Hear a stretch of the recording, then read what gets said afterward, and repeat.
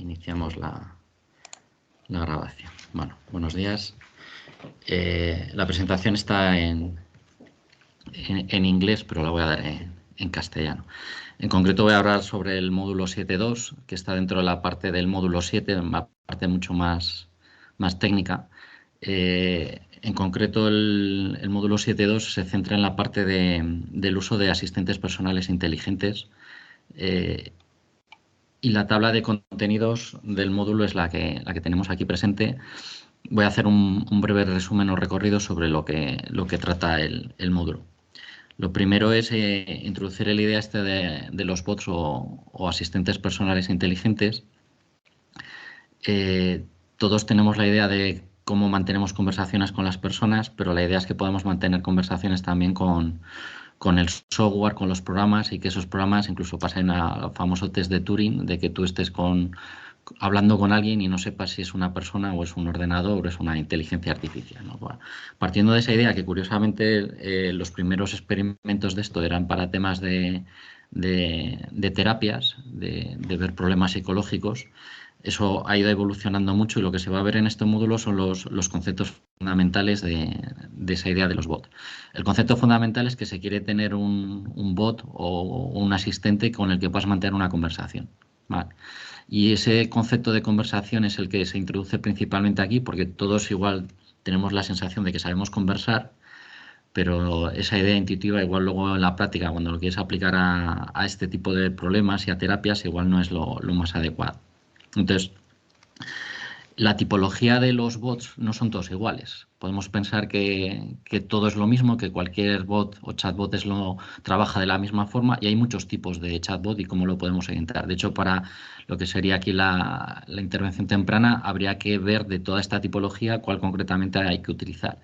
Por ejemplo, puedes tener un bot que sea para uso personal o para resolver problemas en un equipo, ¿vale? Para llegar a un cierto acuerdo trabajando entre varios. Pueden ser también distintos según el ámbito en el que se muevan. Pueden ser de específicos de dominio, que es el campo en el que nos podemos mover más aquí porque se quiere resolver un problema en particular, o bien pueden ser superbots, que estamos ahora todos con la idea en la cabeza de ir al ChatGPT y preguntarle cualquier cosa, y te responde de cualquier cosa que tú le quieras preguntar. Pero si le preguntas sobre un problema concreto que tú tengas, a ti no te conoce, no tiene tus datos y no sabe responderte de manera particular, ¿vale? Entonces hay que distinguir entre lo que pueden ser respuestas particulares y respuestas más genéricas.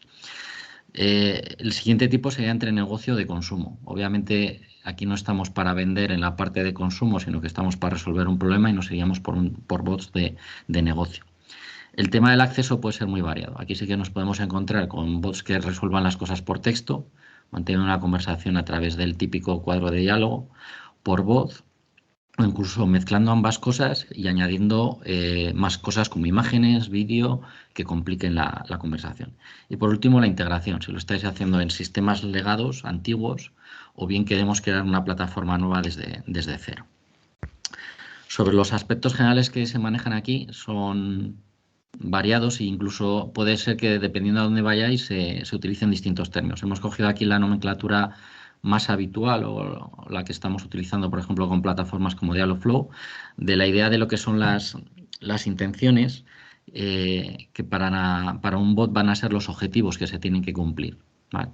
Las utterances, que serían las frases que le decimos a un bot para interactuar con él, que no vale cualquier frase, ¿vale? Porque hay que tener cuidado de cómo se dicen las cosas, qué se dice, para que eso pueda ser interpretado. El concepto de las entidades, que son los conceptos que van entre medias de las frases. Cuando nosotros hablamos y preguntamos, si pregunto hoy por el clima, ¿qué tal hace hoy? Si yo no he dado antes el contexto de que estamos en Burgos, la respuesta a esa conversación va a ser inadecuada. Entonces hay que tener cuidado de ir extrayendo ciertas entidades de la conversación para poder comprobar las cosas. Y ahí entra también el concepto del contexto. Cuando tú mantienes una conversación, dependiendo en qué contexto estés, las respuestas cambian. Entonces hay que mantener también el contexto en una conversación.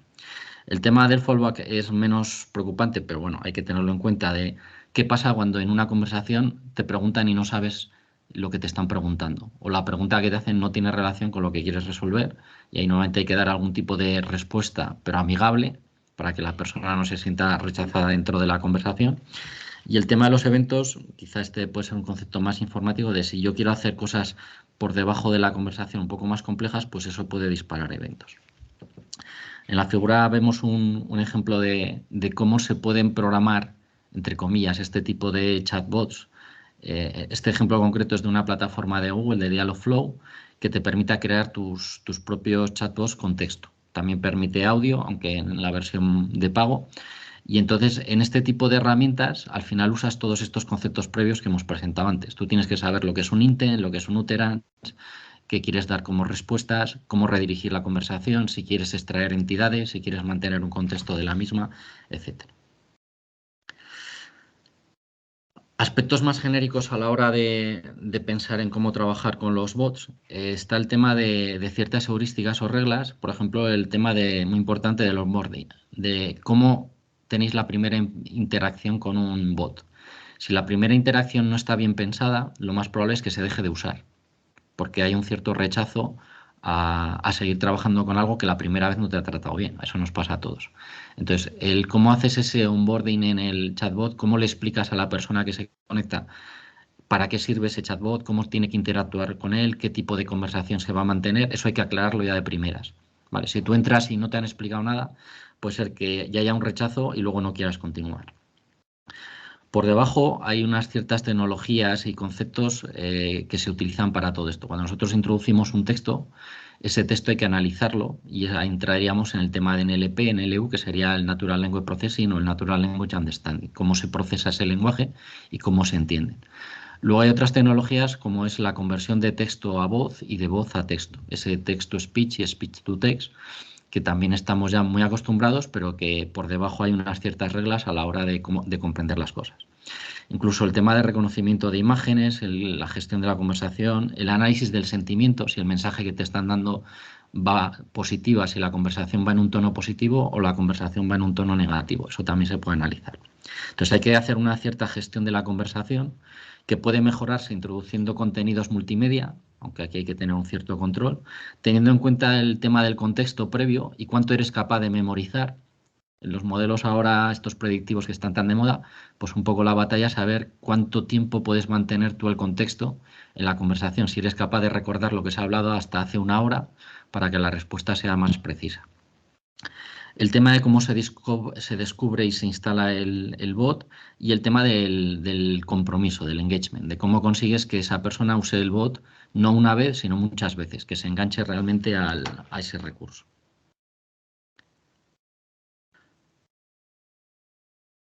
Un aspecto que no había comentado es la gestión de errores en la conversación. Cuando la conversación va por derroteros que no deben ir o no se sabe muy bien cómo contestar, hay que tener cuidado de cómo redirigir. Una técnica habitual que aquí puede ser más complicada es redirigir a veces a una respuesta humana cuando estás interactuando con esos bots. Y dentro de este campo, aquí hacemos especial hincapié, porque puede ser el que tenga más aplicación en la parte, o uno de los que tenga más aplicación en la parte de intervención temprana, el tema de asistentes, ya no los típicos chatbots, sino con voz. Que aquí nos estamos refiriendo a los típicos Siri, Alexa, ese tipo de agentes que tú interactúas con ellos, pero a través de la voz, no a través de texto. Y curiosamente aquí cambian mucho las cosas. Puede parecer que es lo mismo, pero hay diferencias. Hay ventajas y hay desventajas. La ventaja es que la conversación puede ser más natural. Vale, pues estás haciéndolo con voz, parece que estás hablando con alguien, él te responde también con voz, ya no parece que estés hablando tanto con una máquina, pero también hay ciertas desventajas y es, por ejemplo, el tema de la privacidad. La gente, pues obviamente no nos gusta decir en voz alta todo, ni que se nos oiga. Si estás en un contexto de mucha gente no lo puedes usar. Puede ser complicado además el tema del reconocimiento de lo que se dice más que del texto, porque de hecho lo que se dice se traslada a texto. Y aquí hay otras cuestiones más problemáticas, como que tú tienes un aparato que te está oyendo todo el tiempo. Entonces, ¿cómo haces para activar y desactivar ese micrófono que está escuchándote todo el rato? Pues hay el concepto de la palabra para despertar, ese wake word, que hace que se active o no se active, y hay que ver cómo tecnológicamente se responde eso. Unas reglas que aquí hay que aplicar, que cambian ligeramente respecto a los chatbots, es el tema de las respuestas cortas. Cuando hablamos con Alexa, normalmente lo que le hacemos es dar preguntas breves, cortas, incluso las respuestas, me imagino que también os habrá pasado, que queremos también respuestas lo más cortas posibles, lo más directas y que la conversación sea lo más fluida. Entonces, ese diseño de diálogos, de conversación, no es trivial y hay que saber un poco las reglas o las heurísticas a cumplir. Entonces, ya yéndonos al contexto particular de la salud, eh, ¿cómo se están utilizando este tipo de tecnologías en este campo? Esos chatbots o esos bots o esos asistentes de voz que puedas tener en tus dispositivos tienen que mejorar cuestiones de accesibilidad y tienen que estar personalizados para la persona en concreto que los esté utilizando. Es cierto que el uso de los smartphones que estamos utilizando facilitan todo esto porque incorporan todo lo que se necesita, micrófonos, el altavoz, etcétera. Y hay aplicaciones de bot, de estos bots para ciertas cosas particulares, como pueden ser el tema del tratamiento y la monitorización de la salud, de que te ayuden a seguir un cierto tratamiento, que te den una cierta ayuda, aunque aquí hay un cierto debate con el tema de que te den apoyo psicológico, porque se puede hacer bien o mal y es peligroso que una máquina lo esté haciendo. Entonces aquí hay bastante debate y todavía hay mucho trabajo por hacer. Y hay una cuestión también de educación, de ayudar al paciente educándole a través de conversaciones y diciendo, oye, pues esto lo tienes que hacer de esta manera o esto que has hecho hoy, etcétera. Generalmente estos suelen ser con bots orientados a tema en concreto, a un tema en particular. No son generalistas porque además aquí hay que saber las circunstancias o características de la persona. Y en concreto, en el tema de la intervención temprana, aquí hay dos vías. Una que ya se está utilizando, que es en el tema de la educación, aunque más que con los chatbots, mezclando también esto con la idea de los propios robots, mezclados a la hora de educar a los pacientes, aunque también se pueden usar esos chatbots para que los pacientes sean guiados a través de una aplicación y reconducidos hacia ciertas cuestiones. Y luego está el otro punto de vista donde puede tener incluso una aplicación más amplia, que es con los terapeutas, de que los terapeutas puedan hablar con estos bots, puedan ser guiados con estos bots y les puedan dar indicaciones de lo que tienen que hacer según lo que va ocurriendo. Vale. Entonces, esta es un poco la visión general del módulo, donde se da un recorrido general a todos los conceptos que se va a encontrar alguien cuando va a hablar de estas cosas, el vocabulario, los conceptos, los campos, y luego una revisión final de, aquí bastante más resumida, de en qué campos de salud se están empezando a aplicar estas tecnologías, que ya hay bastantes ejemplos. Bueno, y con eso estaría todo y muchas gracias por vuestra atención.